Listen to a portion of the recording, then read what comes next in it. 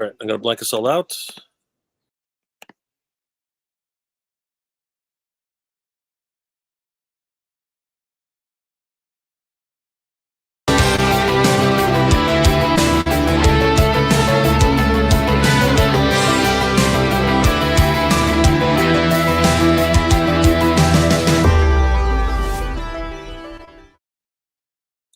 Hey guys, Jay, welcome back to the channel. So guys, tonight we have a very special episode. Oh my gosh, this is crazy. And of course, I couldn't do this without my good friend, Jorge from Thundercats Classics. Jorge, how's it going, brother? How you doing tonight? What's up, man? Good to see you, man.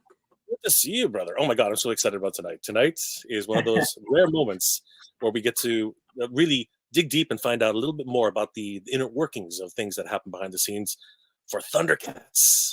Oh my gosh, I didn't think that this would happen, especially in the format it's happening in. I'm very, very excited. At the same time, a lot of things happening in the Thundercats world. Really quickly, how are things today? Like how everything good? You doing all right? Everything's good, man. Just it's been really busy at work, but I was just waiting to fast forward through the day and just get to this because this is really exciting. All right, so let's talk about the main topic for today, because as you know, Jorge, Thundercats is at Mondo, man. Oh my God, this is absolutely just bonkers. And I think you and I have been dreaming about this, and we can't do this without bringing in some very special guests to actually talk about this whole thing. Let's go ahead and bring them in, Jorge. So we have ATTACKPETER and Hector Arce. Oh my God, it's amazing having you guys here. Thank you for joining us this afternoon. You're not worthy. Can we bring that thumbnail back up? Oh my God, that photo. That picture of Hector looks like someone stepped on his foot right before the camera went off. Really? So look at him. So funny. Peter has this beautiful, like high-res little photo, and mine's like looks like it was taken like with a cell phone cam from like 20 years ago. Oh crap! No, I just like the look of like, God, like somebody just stepped. So funny. Anyway, let's go. I love it. I don't even know where that picture came from. I love it. Google. I love Google. Google. Yeah, it's probably floating around from like some weird. Anyway, go ahead, Jay. Yeah, you need a publicist, and you need to send you, like send out the photos properly. we were having trouble finding good photos, and we're like, all right, called that. We can. I just need a better headshot like Peter. I told him if he takes a picture, I could do the whole sprucing up that I do on the photo. Like Gabby and I, my wife and I figured out how to do that for ourselves. And so like if you this is Photo Talk with Mega J and Jorge, so skip. It's all good. You know what? You guys are you guys are the artists. You guys are doing this, and of course, packaging design, everything. We're gonna get into all of that, of course. But like I said, you can't do anything without the proper base. So, having said that, Jorge, why don't you start us off? Because for me, I'm really excited about this. I mean, I never thought. Obviously, I'm a huge fan of the Master Universe that Mondo has been doing for so many years. It feels like almost a decade, but it hasn't actually been that long. But at the same time, it's getting close, right? It's getting pretty close. Very close. But for a product like this, something which is near to dear to my heart, because as a lot of people know, number one for me is Master Universe, and number two, and it's not that far away, is Thundercats. So I'm gonna let Jorge take the first couple questions, because obviously. Wait, Jorge, are you reversed? Do you say Thundercats 1 and Mo 2 close second? No, hell no. Thundercats. Oh really? Mo 2 still first? No, Thundercats. Thundercats is first. That's what I'm saying. So he's number 1, and then Mo 2 right under that. Yeah. You know, Jay, do you know how I know Jorge? And by the way, I call him JP. So this whole new thing with Jorge, I don't know how to. But anyway, do you know how we met? No. How did you guys meet? We used to, when the 4 Horsemen line of He-Man figures was coming out, the Masters figures were coming out. We, everybody in Miami was like a kind of like a close knit nerd community. It wasn't like that much. It was like everybody would hang out at the comic shops, or whatever. But he and I would bump into each other at like our comic shop or our Target or whatever, like trying to find the same. Remember, dude? Yeah. And I remember back then you blew my mind because you had cut, and I think I'm right about this. You were customizing them back then. Yeah, and it was like and somebody had customized a He-Man into a Lion-O or whatever from that. But anyway, we were back then like just collecting and hunting figures together, and it was just so funny that all these years later we're back in the same circle again. So just a little context, funny enough. World. That is amazing. He's the Mr. 305 of toys. I don't know if you know that, Jay. Just so you know. I know that now. That's awesome. So, Jorge, take it away. George, take it away. So man, look, JP, take it away. JP, let's leave it with JP. This is super cool because a couple of days earlier, I was rewatching a video that I actually recorded with Hector. I want to say it was probably 2021. You remember that, Hector? We spoke, and I was like, I had a green screen behind me, and the thing collapsed in the middle of the recording. And you're like, what the hell's happening? I remember this. So I was watching that. My wife almost pissed herself watching that. And it was funny because one of the things that I brought up in that interview was I asked Hector about the possibility of doing the wonderful stuff they're doing with Motu with Thundercats. And here we are, full circle, 2024, August 21st, and it's actually happening. We have Lion-O, and we have what I'll coin the phrase, pimp my Lion-O version of Lion-O, because this is like the epitome of Lion-O collectibles, right? I mean, you got all the bells and whistles. We surpassed other companies on things that have been included with a figure, and it just couldn't be a better time to be a Thundercats fan. Just the fact that the IP is getting so much more love, other than just, Super 7, which has been doing a great thing with the 6-inch line, but to now have these amazing 3-dimensional interpretations in 12-inch scale, it's just amazing. It's bonkers. And this Lion-O, I mean, just wow. The whole team crushed it. Super excited to get this in my hands. So yeah, it's just an amazing time to be a Thundercats fan. And I wanted to ask, in terms of the line itself, we just started, I know, but how far down the rabbit hole do you plan to go with Thundercats? And are there any plans to expand the license into other Mondo lines, like perhaps soft vinyl or even 112? Yeah. So I totally forgot about that. We did that interview, man. That's wild. Yeah, dude. Yeah, that's funny.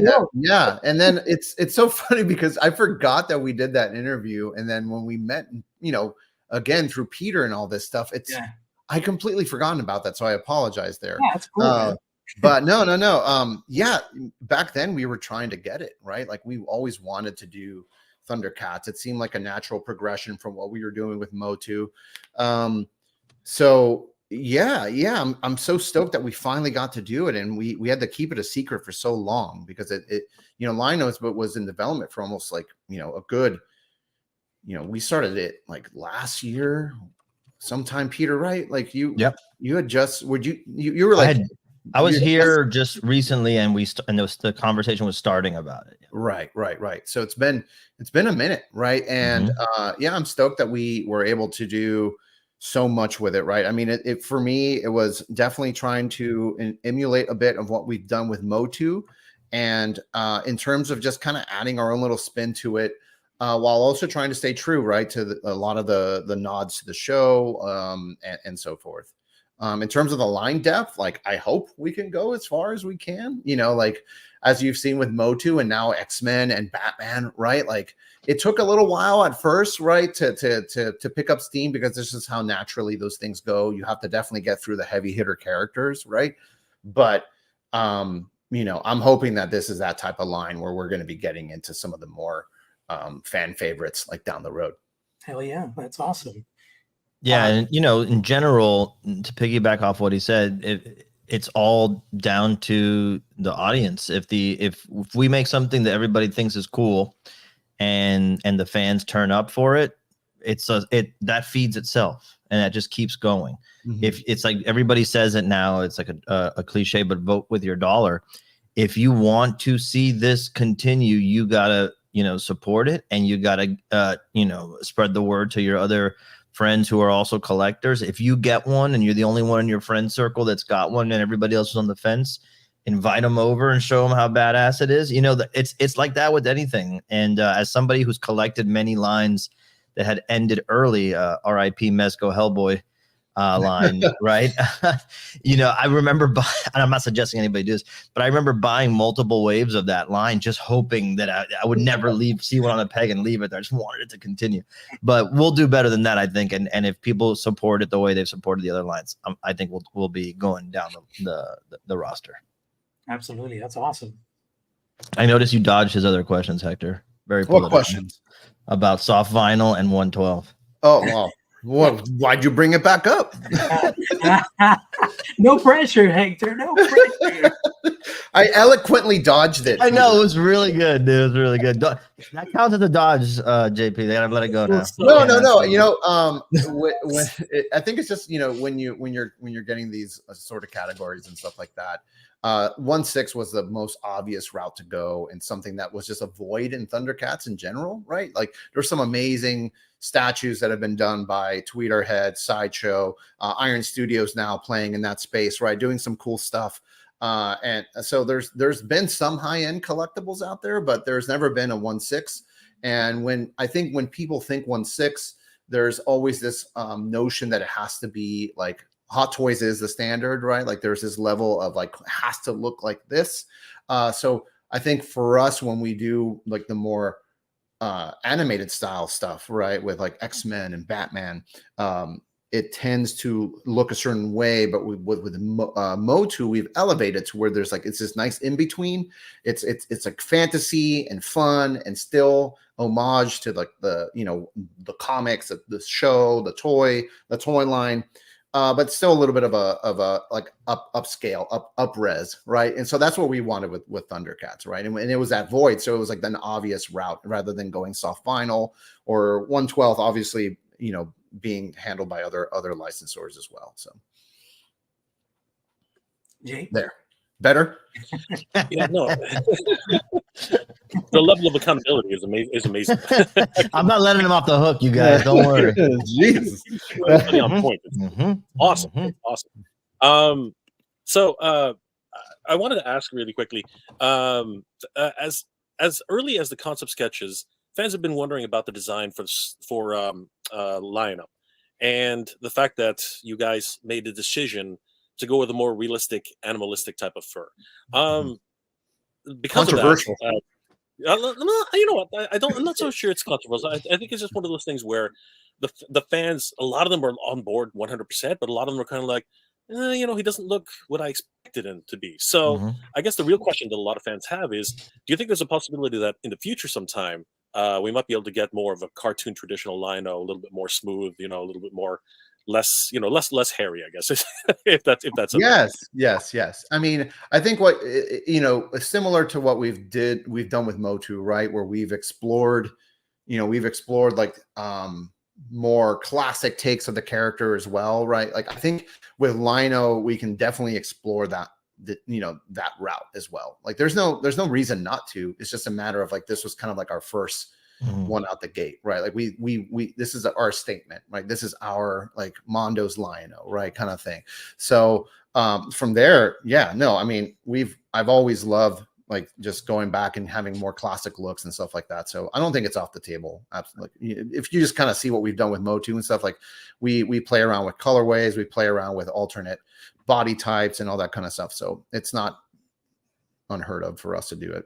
Yeah, and it's important to remember that at Mondo, it's always been about the artists and the creators. And the awesome thing about where we stand right now as a collectibles company is that people are looking for that interpretation. When we talk to different studios and licensors, they go, can you guys do that, what you did with this property on this property? Yeah. And so what's starting to happen is that we are being sought out for our point of view. And as a collector myself, right, taking my Mondo hat off, not literally, but as a collector, I'm always looking at you know, my favorite characters or IP, and I want to see it pushed and stylized and interpreted different ways. But the awesome thing about this version is I do think we nailed what we set out to do, which is, you know, what if we could see Lion-O in live action, right? What would that look like? And without having to sacrifice any of the fantastical elements of the character, right? So it's just kind of like wish fulfillment for us. You know, it says Mondo's Lion-O, but you know who works here, so that's whose vision of Lion-O it is. It's the people who work on it, the creators, you know, the concept artists, the sculptors, the painters, everybody coming together and jamming on something. So but like Hector said, you know, as healthy as the line is as far as it'll go, and that includes all kinds of variants. Makes total sense. Awesome Absolutely. answer.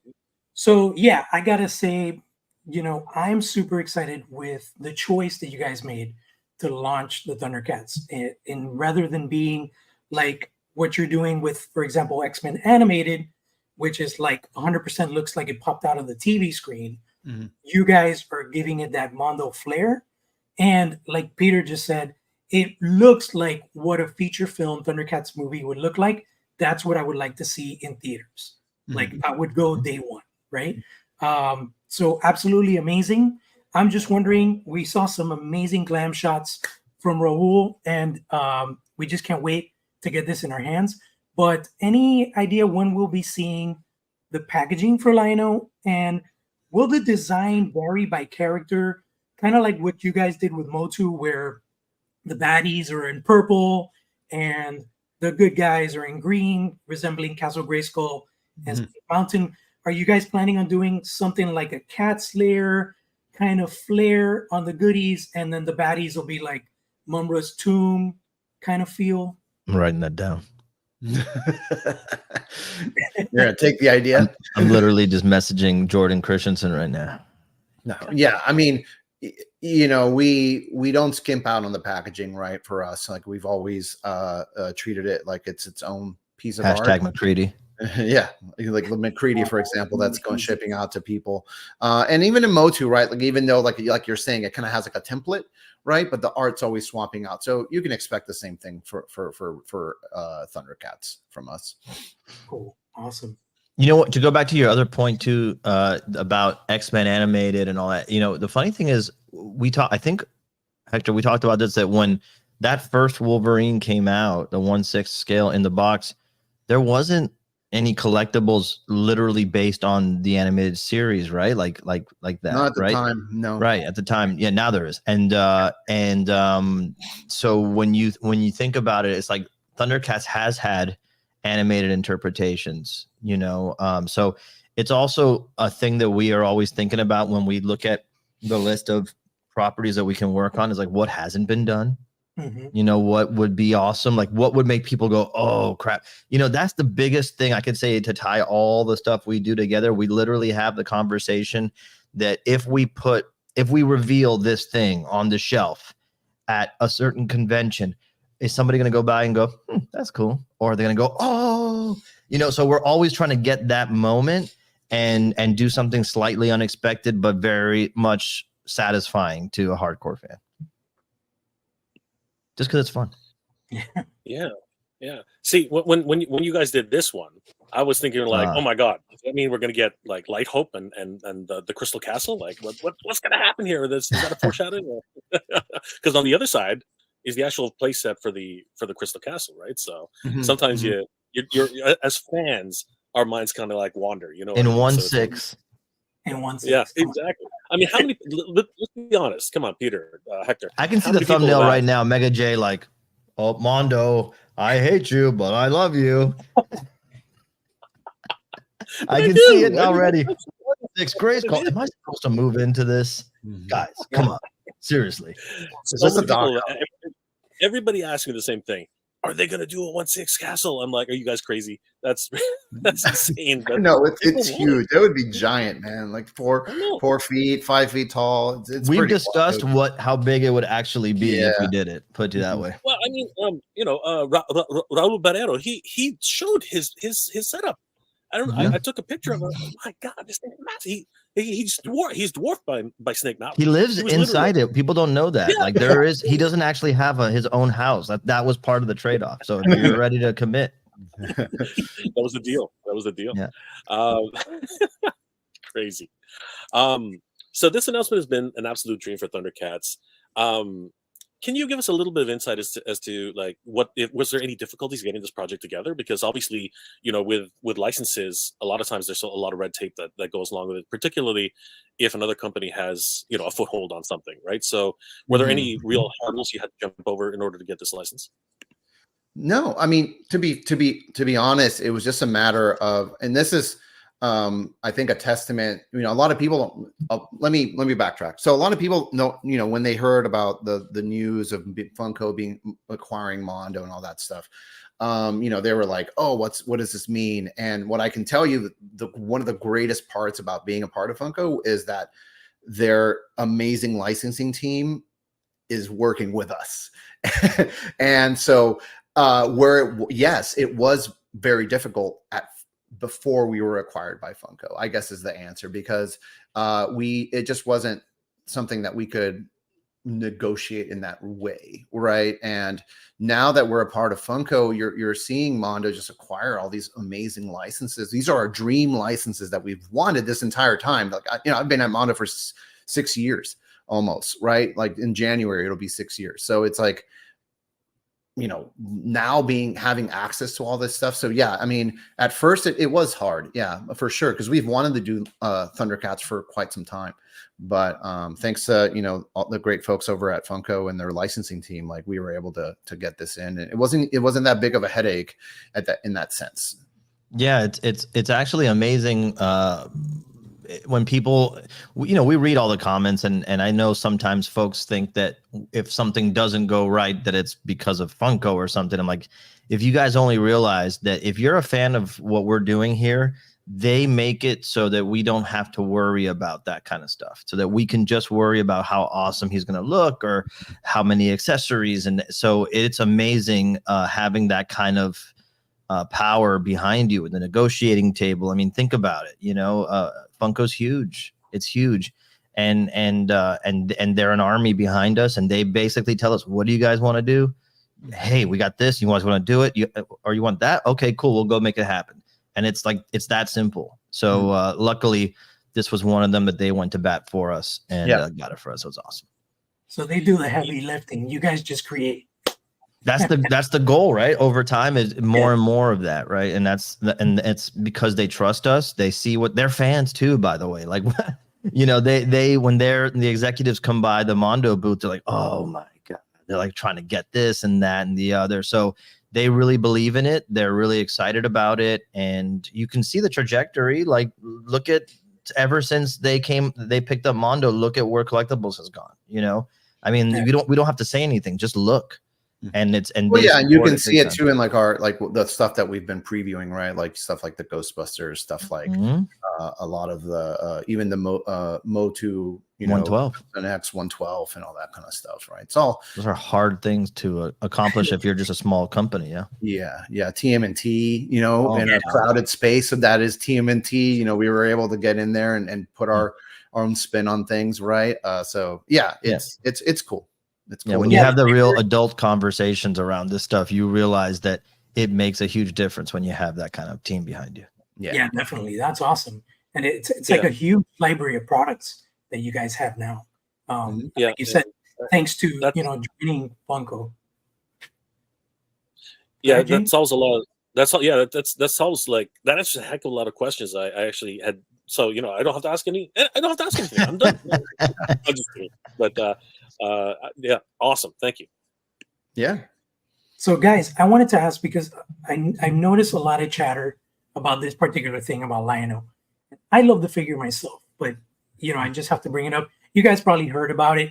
It's regarding the dagger version of the Sword of Omens. So a lot of people are saying, why is it so short and stubby? Is there any possibility that blade can be extended a bit, or is there no additional space in the claw shield to make this change? It was I can speak just in terms of little behind the scenes here. We tried the longer blade for it to fit properly with the arm and the claw and all that stuff, we just had to make this concession. We had it originally a little longer, but it just wasn't fitting. It just wasn't, without making this portion of it like too bulky. It just didn't look right. So it was just a creative decision to make it a creative decision based on function, right? We wanted it to sit in there and not look strange and still look natural. And that's just, it had to be that short because it was just colliding with the forearm, and it was causing a host of problems that couldn't be adjusted at that point. So that's why it's small, like a little smaller than what I guess. That's what I thought. It makes sense, but just wanted to address it because a lot of people were asking about that. Yeah. You didn't want to ask about Snarf? That's the most controversial one. Oh, that's I'm sure it's in there. You beat me to it. So basically, go. I'm gonna go for it. As early as the concept sketches, fans have been wondering about the design for Snarf. And at Comic-Con, when he was finally revealed, fans were a little bit critical about his overall design. Personally, I thought it was fine. Snarf is a fuzzy. He's a fuzzy little guy. I mean, like, what else is he supposed to look like, right? But fans have been vocal about the overall look. It seems a bit like leprechaunish, you know what I mean? In his final sculpt. Is there possibly in the future plans for maybe a slight redesign with perhaps a 2-pack of Snarf and Snarfer?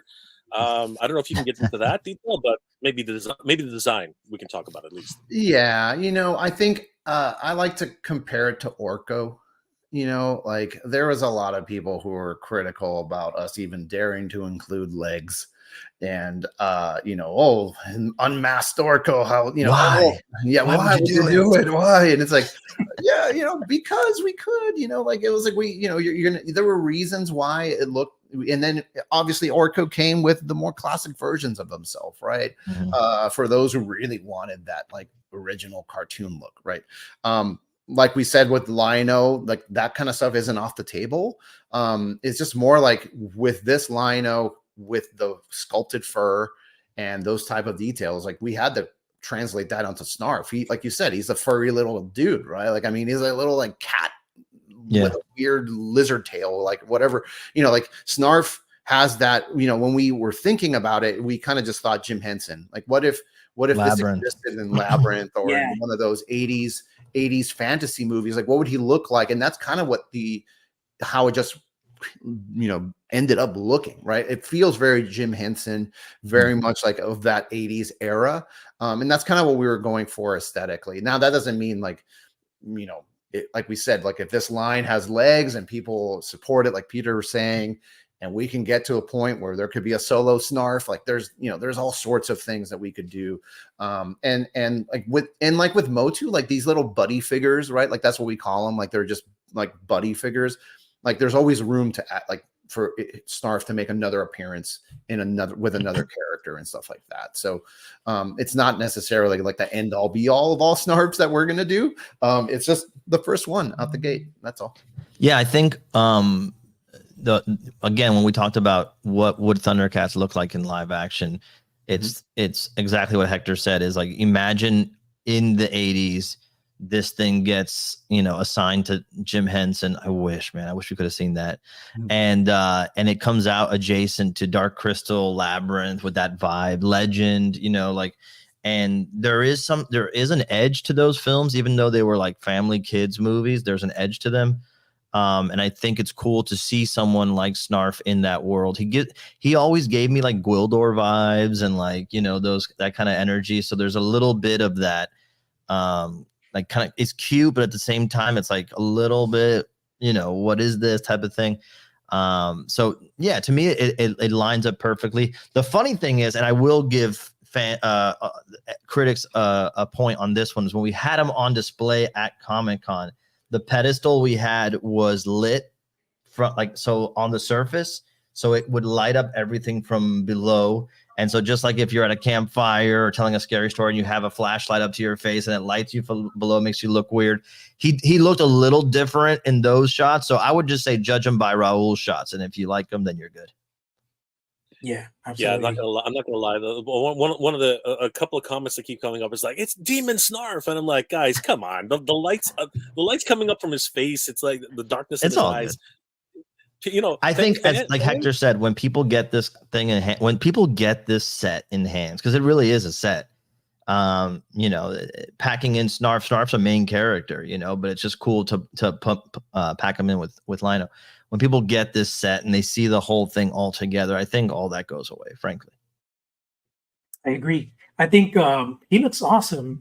I personally have no problems with him. Same thing. I feel like it channels Jim Henson. Like if this was done in a live action movie in the 80s, absolutely. And a really cool thing is that it's not just one of those typical buddies that's static.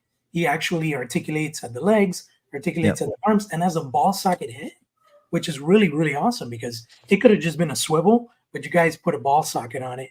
So it gives it a lot more life and a lot more personality for different type of pose options. So and if you thought Orko with no mask was cool, wait till you see shaved Snarf variant. It's just like an all shaved face. You'll see what he really looks like. Then you'll pray for this Snarf. oh my god, I can't wait. I can't wait. Guys, it's been a wonderful time spending a little bit of time with you guys. Jorge, JP, do you have any last questions before we I'm just, like Hector elaborated, it really depends on how much legs this thing has, and I anticipate that this will do amazing. Because I think the best thing is having this kind of love towards this IP that it's always been near and dear to me, and having it, being taken to another level, right? Because like Peter said, Mondo's trying to do things that other people aren't. And that's how you kind of get people's attention when you kind of paint things in a different light, right? So having this kind of Mondo-esque type of lino and looking forward to, I just can't stop thinking of what Mondo iterations, right, of these figures will look like for like Monkeyan and Slide and Slide for sure. Yeah, I'm excited. Anthro. Yeah. You know what I'm saying? Panthro, Chitara. It's those kind of things where it's like, wow, I can't wait to see these things on my shelf. And I know that true Thundercats fans are really going to be like, let's go. One thing that I do is I always let people know of their options because sometimes they can't dip into the wallet right away. Like, dude, there's Klarna, there's Affirm, there's Afterpay. There's a will, there's a way. If you want this thing, get it. Especially these timed editions, man. You see what they go for on the aftermarket. And even though this might not be the only Lino that comes out, I think it's like the statement piece entry to this awesome line. So don't sleep on this, guys. I'll tell you what, just to like back you up there a little bit. When people see Mumra, the price of the aftermarket on Lino will probably go up a little bit. I'm just saying. There's not going to be any fence sitters on Mumra. Hector, you said it was 15 inches tall? Yeah. Well, it'll be pretty big. Probably 14 inches around there. Like kind of like Beastman type of body. Yeah, he'll be as tall, if not taller than Beastman. Probably taller than Beastman. He has to be taller than Beastman. Yeah, because Lino's 12 exactly at like the top of his forehead, like not counting his mane. So yeah, I think Mumra is at the very least 1.5 inches taller, if not 2. And Mumra standing up straight where Beastman's hunched over. Yeah, Beastman's a little more hunched, so it's like Mumra, definitely 14 inches at the least. He dunks no problem. Is he slated for like a pre-order this year, Mumra? We're working on it, so we'll announce when it's exactly going to go up. But we're in the middle of just like getting this thing ready to go. Awesome. We can't wait to see like renders and more updates. With Mumra, it's like I'm not even gonna bother with any sort of renders, even though the renders for the sculpt, which is done, looks beautiful. He's gonna come with so much fabric. Like what I can say, like his cape, his tassels, the wraps, his skirt, all of that's going to be fabric. So it's like any render I don't think will do it justice. So we'll probably just wait until we have like a good prototype to show off with everybody. But yeah, I can't wait for people to see it. It's really good. And I think it's more, if I would say between Lino and Mumra, which one's more true to like the show, right? I feel Mumra feels the closest, where it's like it's just Mumra's already perfect. Like there was like hard to really translate it too much more, other than adding like some detail, right? Like obviously we don't want, we want it to feel like it lives in the same world, but I think both of them, like Mumra, like definitely feels the closest to the show. And we have some great accessories in there that are like throwbacks to the show for sure. Yeah. I saw the concept. That's a good exclusive. You can clip that whole thing out. That's amazing. That's awesome. What's his I'm slipping my head right now. I'm slipping my mind right now. Mumra, we're at the end of at the very end where he like turns super Mumra. Is that what it is? Oh, Mumra the all powerful. Yeah, yes. Yeah. We have references to that in it, with a couple of the heads that are referencing that version. Yeah, that's awesome because that can live next to the Super 7 ones, and be like, oh, this is the ultimate Mumra. Oh yeah, because he's about that scale. If you scale him up to the Super 7, when he turns all powerful, like he grows, right? So he would scale up with the Super 7 line. So it's like those fence sitters that don't do 1/6. For sure. I love it. Awesome. Yeah. But we're counting down the days. Like I know, for this to actually be delivered. I know Lionel's coming out January next year, correct? Yeah, that's where I think it's slated to ship. Awesome. And pre-orders end this Friday, folks. So jump on there and secure that thing before it's gone. Oh, thank you. Absolutely, guys. Don't forget that this ends on August 23rd, 2024 at 11:59 a.m. Central Time. So don't sleep on this one, guys. This one is freaking crazy. Of course, it's $250 US, but as Jorge JP mentioned earlier, you can do 4 interest-free payments with multiple different options: Shop Pay, Klarna, multiple different avenues to get your Thundercats on. This one is a great opportunity. I want to thank our good friends Hector Arce and Attack Peter. Guys, thank you so much for spending some time with us this afternoon. This has just been an absolute pleasure. Do you have any other maybe small hints that you can give us? Is Mamat going to be included with Mumra? Like something else we can tell? Oh yeah, he's included. Oh, 2 heads.